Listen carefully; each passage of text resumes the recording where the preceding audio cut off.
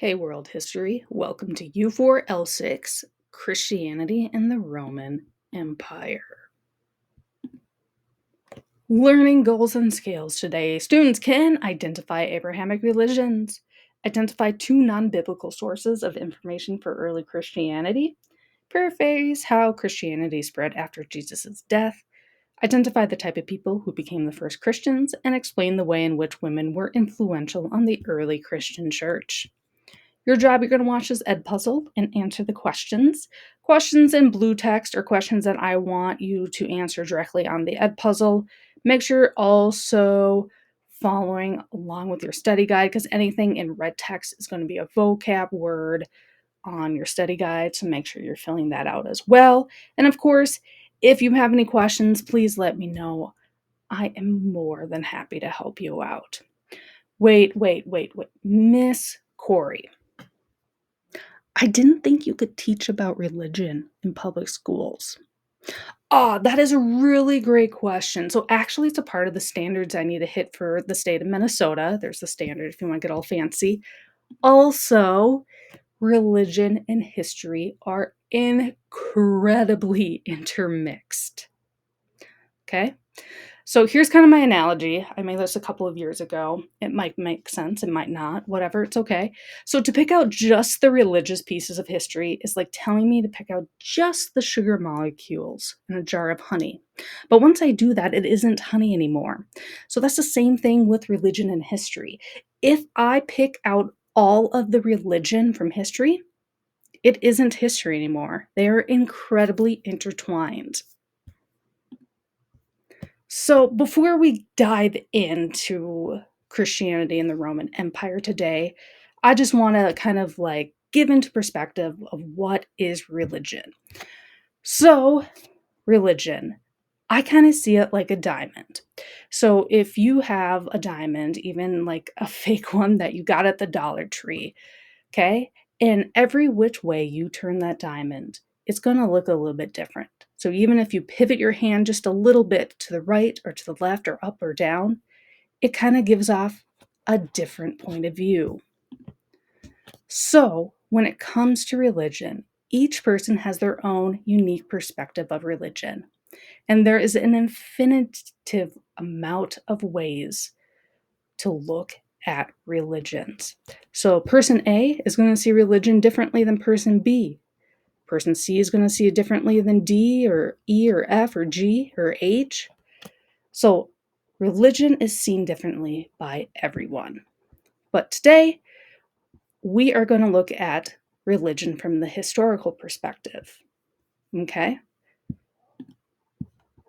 What I'm not going to do. So I am not going to change your perspective of your religion. What you choose to believe is your choice. I am just going to go through the historical aspects today. All right, let's get started, shall we? So, from U4-L5 video about Christianity, tell me at least 3 aspects of Christianity.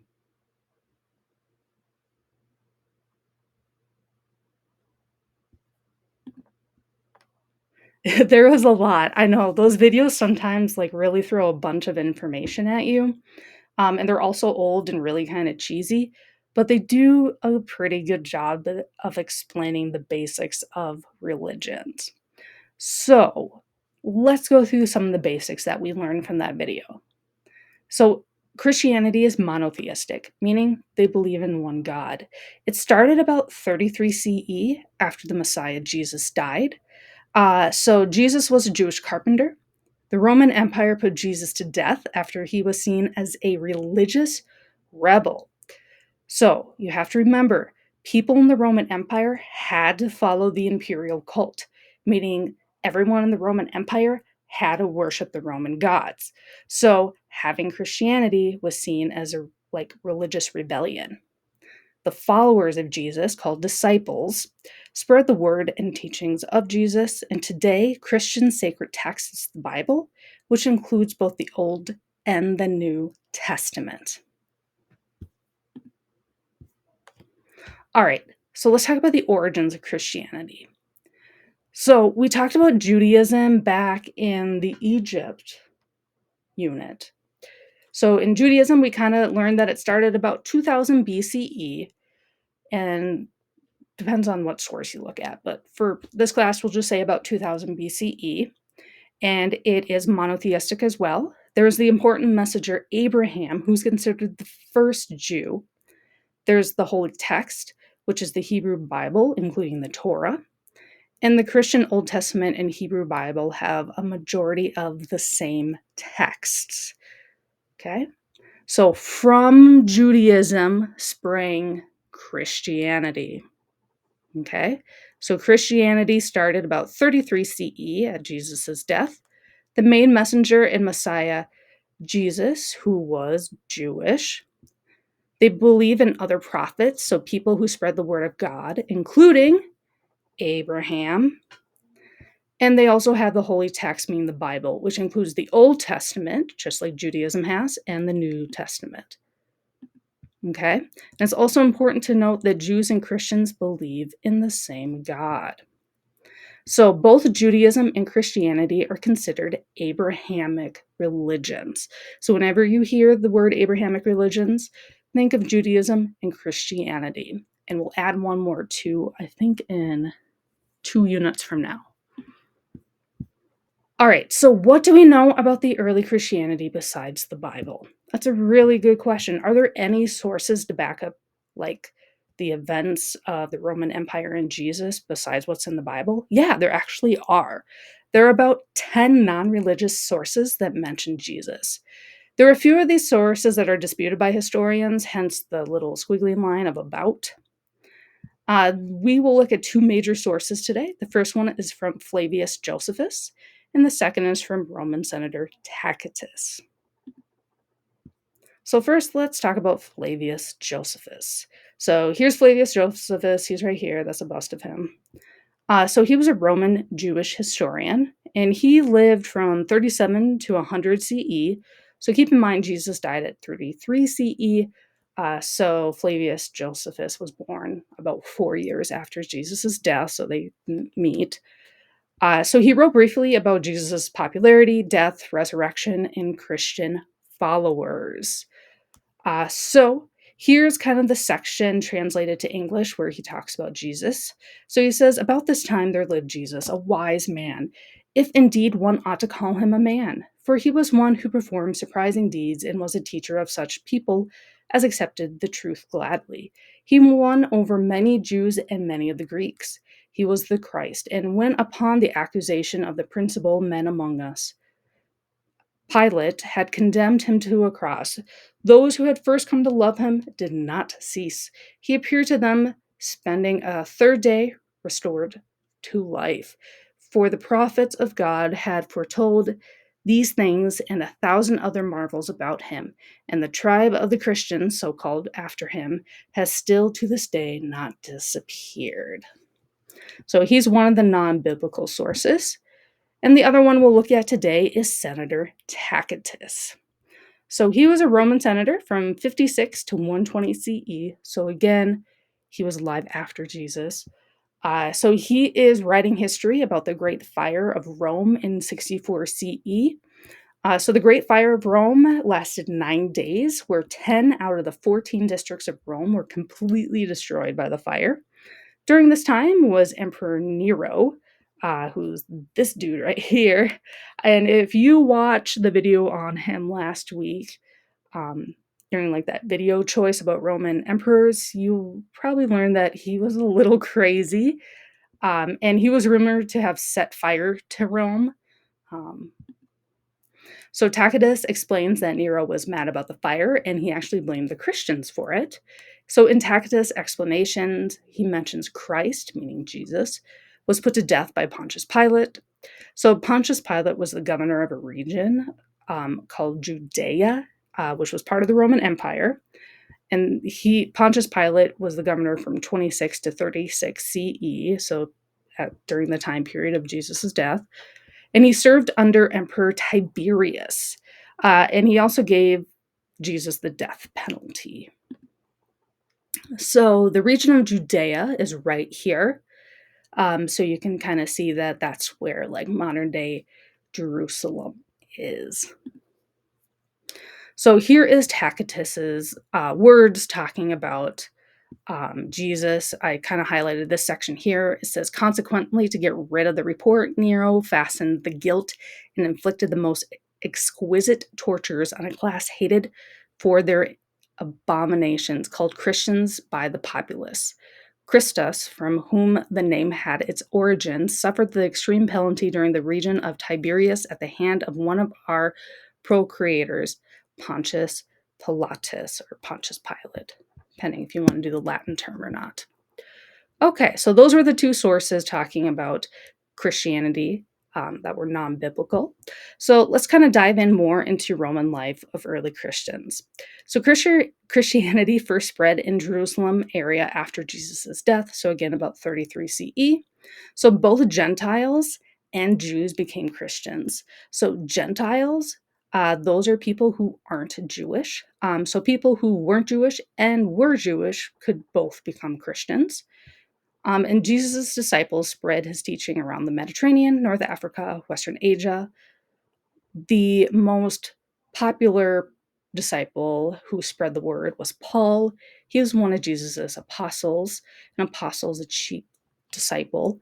And he is very famous for traveling great distances. And I'll show you a map of all the places he went. So you can see here all of these little arrows are journeys that Paul made spreading Christianity. So you can see that he went from, like the Middle East here, up through Turkey into Greece. He went over to Rome, of course. Yeah, remember, there are no cars, there's no planes, there's no trains. This is all on boat and on foot.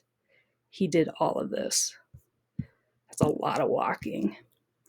Okay, so Jewish leaders were also really mad at disciples because the Jewish leaders didn't accept these new teachings.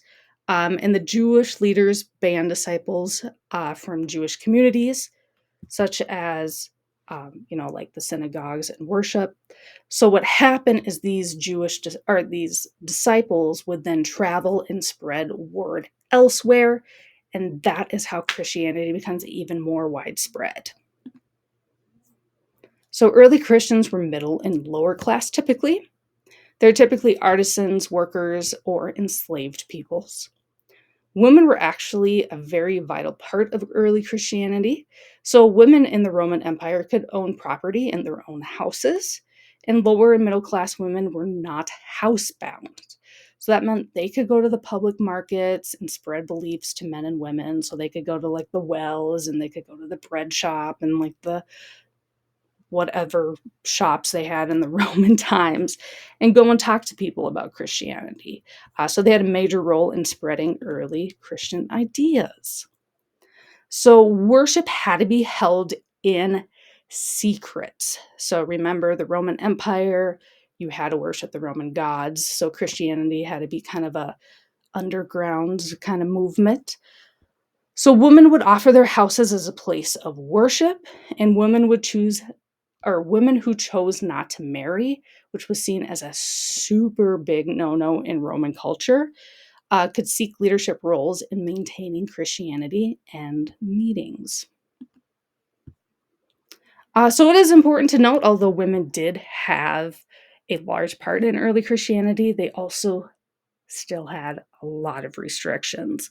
So women could not hand copy Christianity's holy text. Apparently that was a man's job, even though the majority of middle class women could read and write.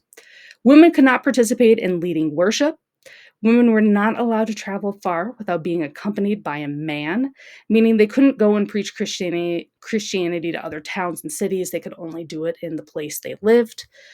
This was a Roman norm. That wasn't just a Christian thing. That was just throughout the Roman Empire that women couldn't travel far without a dude.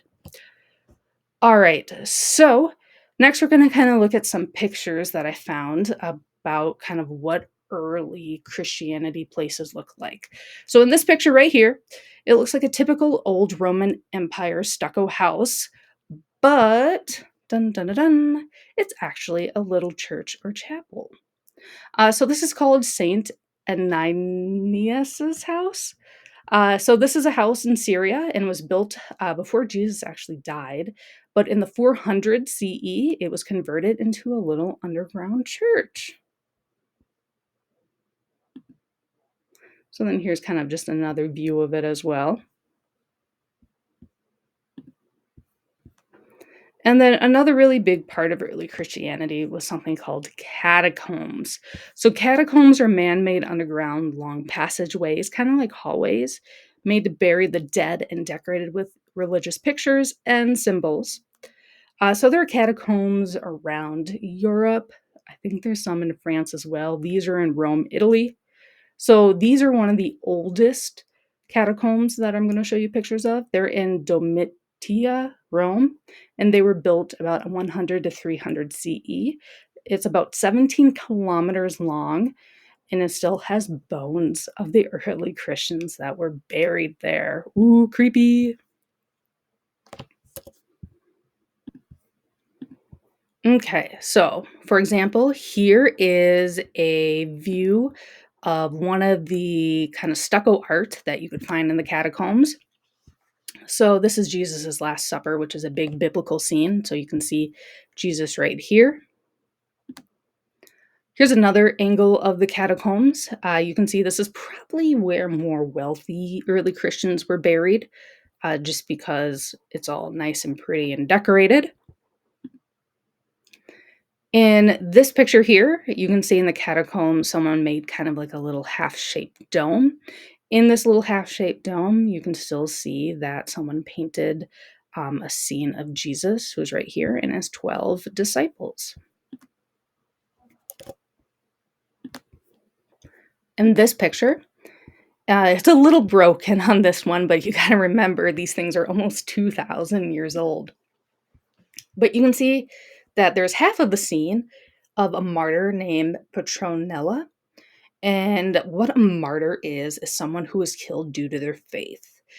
So martyr is one of your vocab words, just FYI. I know it's a little bit of smaller text. And it's also going to be a really important vocab word for your next assignment. So here's more of a zoomed in picture of what that scene looks like. All right, so let's wrap it up for today. So everyone has their own perspective of religion. Christianity and Judaism are Abrahamic religions. Christianity's holy text is the Bible.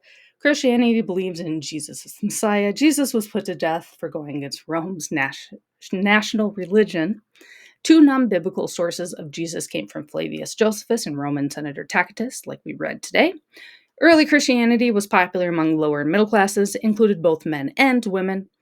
Early Christianity was spread by disciples traveling around the Mediterranean. Men and women were not seen as equals in the early church, and we looked at some pictures of the early church and some catacombs. So next up, you're going to do the assignment U4-L6, the martyrdom of Perpetua and Felicity. Felicity is also called Felicitas, by the way. Felicity is just like the English word for it. This is one of the most well-known cases of martyrdom in Christianity. So again, martyrdom is when someone is killed because of their faith. That's going to be a huge vocab word for the next assignment. So make sure you remember it. Perpetua and Felicity were killed by the Roman government in about 203 CE. It is definitely a more complicated text than I've given you in the past, but I have some things on there that will help you. So let me show you what I have. So with this, you can read the directions, of course. So anything in orange text is going to be stuff that I put into the reading to help you understand better, because of course there's some stuff that like you probably wouldn't know what the definition means because like it might be some part of Roman history we didn't cover or something like that. So you can see here, like anything in orange, there's kind of hints that I give for you. You'll also see on the side over here that it is all multiple choice when you are reading this text. So make sure that you do the multiple choice on the side. I've also made the multiple choice where it kind of aligns with what paragraph that you're reading as well. So I try to be a little helpful sometimes. Okay. And then, of course, you'll see down on the bottom here, whoop, the three main questions to analyze a historical text. So, who's the authors of the primary source? I will give you a hint. Look at the directions paragraph at the very, very top. It is tricky because there are two authors. If you need help with that, let me know. I can help you if you can't find the other author. And then who is the audience for this primary source? Who are these primary sources written for? Don't say like historians or students or everyone. Think deeper about the time period. And then, of course, why were these primary sources written? What messages are the authors trying to get across? Yeah, and that's what you do for U4-L7. Then U4-L8, we'll talk about Roman gladiators. And yeah, that'll be all for now. As always, if you have any questions, please let me know. I'm more than happy to help you out. All right, bye.